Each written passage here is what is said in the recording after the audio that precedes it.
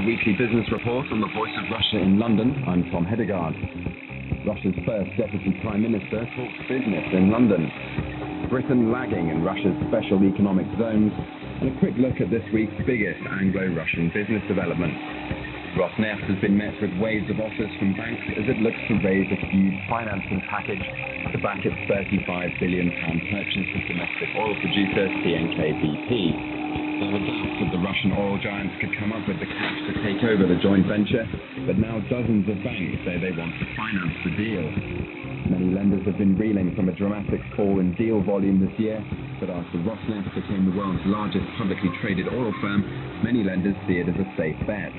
Banks including Bank of America, Merrill Lynch and Citigroup are jockeying for the coordinating role on the loan. Meanwhile, Barclays, Morgan Stanley and Royal Bank of Scotland are also thought to be in the running. Moscow has offered to help Britain build nuclear power stations in partnership with Rolls-Royce.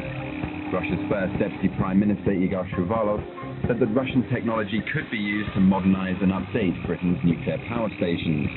Last year, Rolls-Royce, which has a specialist nuclear division, signed a memorandum of understanding with Russian state-owned atomic energy corporation Rosatom to work together on potential new projects.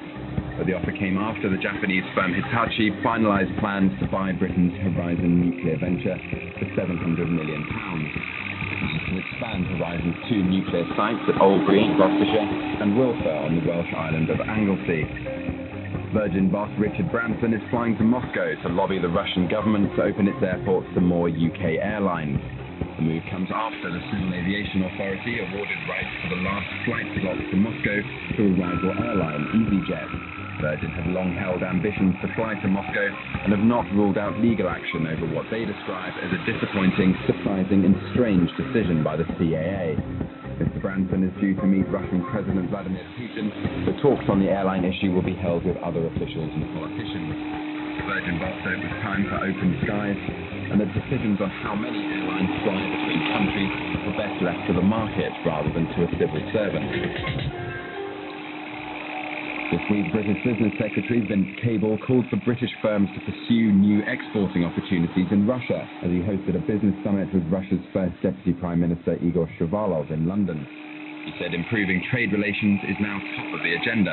I think there were several specific sectors where a lot of good things are happening. We talked about financial services, about pharmaceuticals, about cooperation on big sports events, because we've had the Olympics, Russia will be getting the Winter Games and the World Cup. There's a lot of common ground there.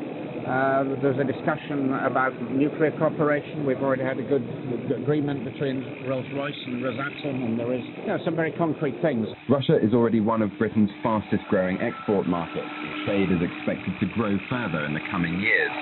Several commercial announcements were made at last week's UK-Russia Intergovernmental Steering Committee on Trade and Investment held in London. Manufacturing firm Tensar is to build a plant in St Petersburg in a £12 million project, helping to safeguard more than 150 jobs in Blackburn, Lancashire. Construction firm Stoneguard will build a waste processing facility in Novosibirsk in a project worth around £60 million, and a cooperation agreement was signed between UK Export Finance and Russia's Export Credit Agency.